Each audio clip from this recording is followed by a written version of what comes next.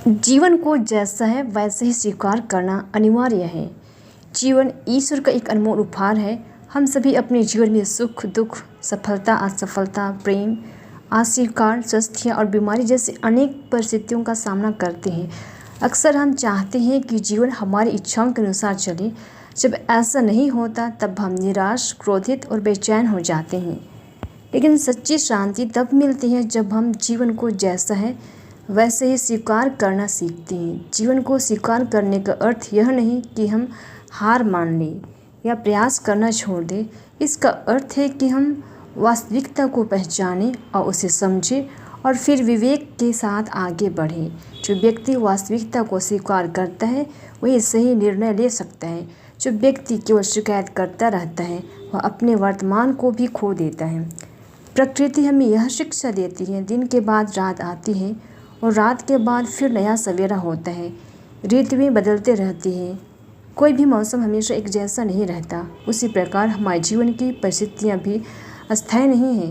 केवल समय कठिन रह जाए ऐसी बात नहीं है, अच्छा समय भी हमेशा नहीं रहेगा। इसलिए हर परिस्थिति को धैर्य और विश्वास के साथ स्वीकार करना बुद्धिमानी है। मनोविज्ञान भी बताता है कि जो लोग वास्तविकता को स्वीकार करना सीखते हैं उनमें तनाव, चिंता और निराशा अपेक्षाकृत कम होती है। ये वर्तमान में जीना सीखते हैं। इसके विपरीत जो लोग बार बार सोचते ही रहते हैं कि ऐसा क्यों हुआ, मेरे साथ ऐसा क्यों, वे अपने मन को और अधिक पीड़ा देते हैं। स्वीकार करना मानसिक स्वास्थ्य की दिशा में पहला कदम है। हमारे जीवन में कुछ बातें हमारे नियंत्रण में नहीं होती और कुछ नहीं। हमारे विचार, हमारा व्यवहार, हमारी मेहनत और हमारा दृष्टिकोण हमारे हाथ में है। लेकिन दूसरों का व्यवहार, बीता हुआ समय या अचानक आने वाली कठिनाइयाँ हमारे नियंत्रण में नहीं होती। बुद्धिमानी इसी में है कि हम अपने प्रयासों पर ध्यान दें और जो हमारे नियंत्रण से बाहर है उसे ईश्वर के हाथों में सौंप दें। बाइबल भी हमें सिखाती है कि जो लोग ईश्वर से प्रेम करते हैं उनके लिए सब बातें मिलकर भलाई उत्पन्न करती हैं। इसका अर्थ नहीं कि घटना अच्छी होती है, बल्कि यह ईश्वर की कठिन परिस्थितियों में भी हमारे जीवन में कुछ अच्छा उत्पन्न कर सकती है। इसलिए विश्वास रखने वाला व्यक्ति हर परिस्थिति में आशा बनाए रखता है। प्रभु यीशु ने भी अपने जीवन में दुख, अस्वीकार, अपमान और क्रोध को स्वीकार किया। गेत्सेमानी की वाटिका में उन्होंने प्रार्थना की, हे पिता, मेरे नहीं बल्कि आपकी इच्छा पूरी हो।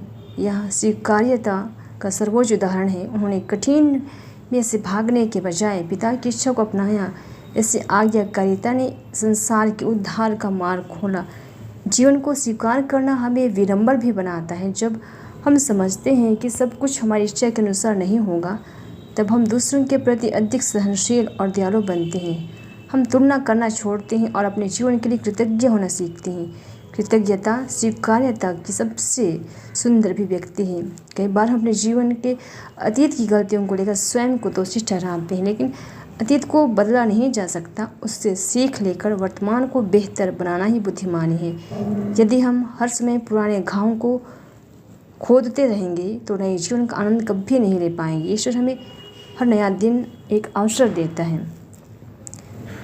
स्वीकार करने का अर्थ यह भी नहीं कि अन्याय या बुराई को चुपचाप सहते रहें। जहाँ परिवर्तन संभव हो वहाँ साहस के साथ कार्य करना चाहिए, लेकिन जहाँ परिस्थिति तुरंत नहीं बदल सकती वहाँ धैर्य, प्रार्थना और आशा के साथ आगे बढ़ना जरूरी है।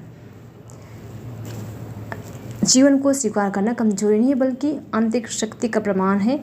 जो व्यक्ति वास्तविकता को स्वीकार करता है वही शांति, संतोष, आनंद का अनुभव करता है। इसलिए हर दिन प्रार्थना करें, हे प्रभु, मुझे वह बुद्धि दे कि जिससे बदला सकता हूँ उसे बदलने का साहस मिले, जिससे नहीं बदल सकता हूँ उसे स्वीकार करने का धैर्य मिले और दोनों में अंतर समझने का विवेक मिले। यही स्वीकार्यता हमें सच्चे, परिपक्व और आनंदमय जीवन की ओर ले जाती है।